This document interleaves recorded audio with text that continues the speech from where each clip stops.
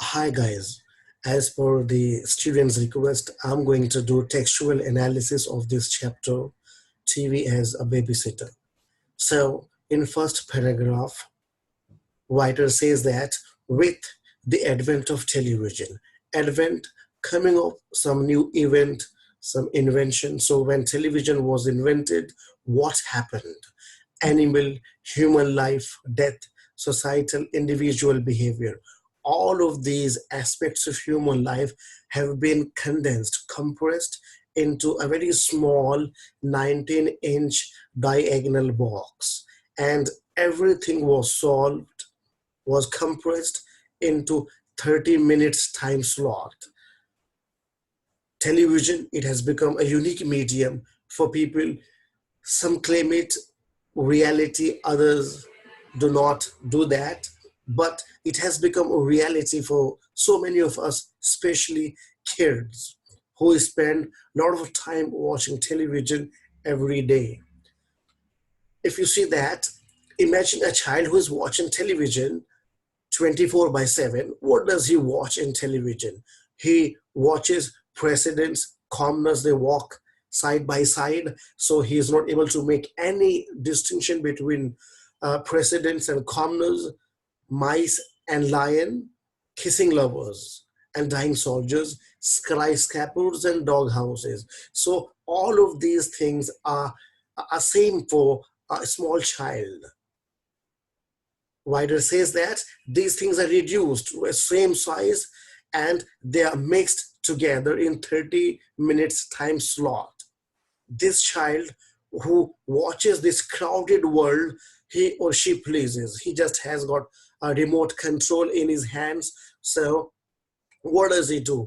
He just, while eating, yawning, playing, he can change any channel, whatever he wants to watch. But what is the outlook of such a child? What does it expect of this world? What can it expect? So here, uh, writer talks about negative impacts of watching television. This is a small child.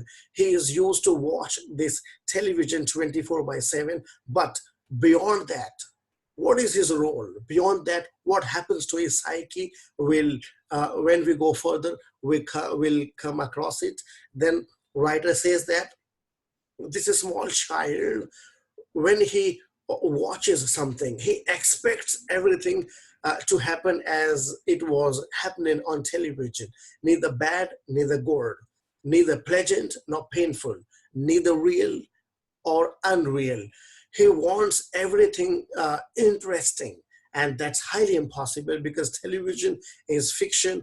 Things which are shown on television are fictitious, but it's a small child. He wants everything to be happy. He wants everything to be very interesting, but it does not happen when it he can do that on television. He got remote control in his hand. He can just click on that and change any channel if he feels bored. But can he do that in real life? When he get real problems, real pains in his life, can he change? He can't do that.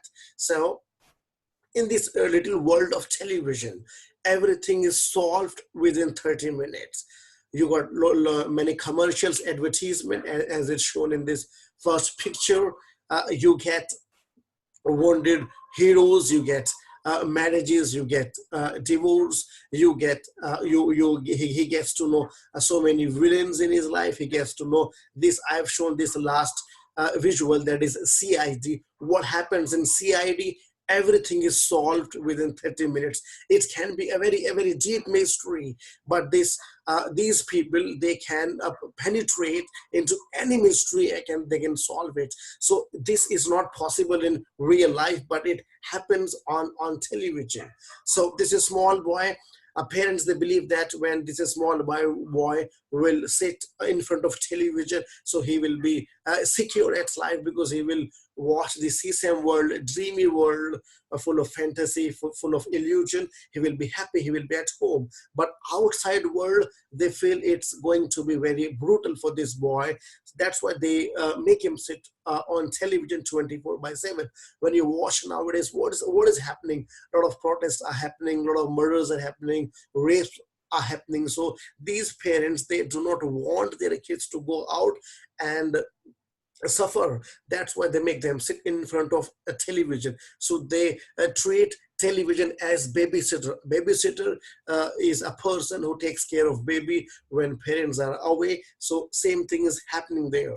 Then they say that unlike this television, when this small boy comes out, when he grows old, and he goes in classroom, when he is in classroom with other kids, he feels persecuted, he feels threatened, because these people, they trying to make faces on him. They just tease him. Eve teasing take place, ragging takes place, and this small boy feels disillusioned, threatened. Then what happens in this unpredictable world? As you see that these small boys, they want everything fast. For example, if they want something, they say just now. Example, they want a toy from their parents, and they demand. And these parents, when they can't fulfill their promises or their demands, so they get hyper, and they say, so what? So what? Because they are used to find a CSAM world, a dreamy world on television. When these things are not fulfilled in real life, they become adamant, they feel persecuted, and they start revolting against their parents. Then what happens? In this world of hierarchy and brutish competition, a lot of competitions now, they feel challenged. But unlike these kids, rich kids, they have got advantage, because parents have got a lot of money. They can take them to real life, they can take them to zoo, and they can enjoy their life there. But these poor kids, they have nothing. As writer says that many middle class children, almost all from poor families, are at the mercy of 5 or 6 hours of television a day, because they cannot go out. Parents can't afford to take them to zoo all the time. That's why they make them sit on television. And this television become babysitter for these kids.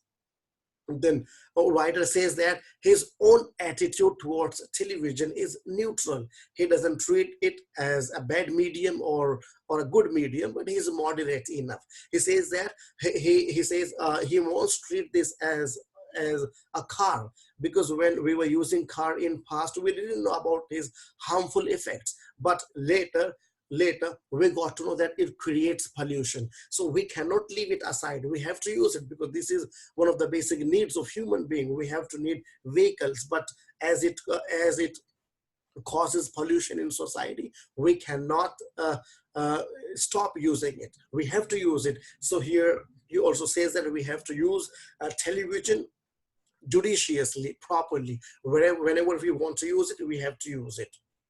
Is the next one.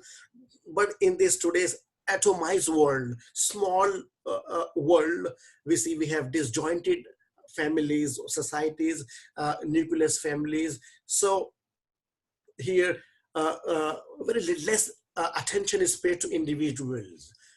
For that reason, we have to come out. These kids, they cannot be happy, they cannot be confident, they have to generate self-esteem. For that, they need to come out and play with other kids. Only then they'll be a successful individual, they'll be successful adults. Otherwise their life will be at the mercy of television. They will watch it 24 by 7, and everything is solved within 13 minutes or 30 minutes. And the next episode is going to be uncertain. They don't know what's going to happen in life, but real life will give them, put forth lots of challenges in front of them, so they need to cope up with it. Thank you very much. This was a textual analysis. You just watch it and try to understand the objective of writer Jerzy Kosinski.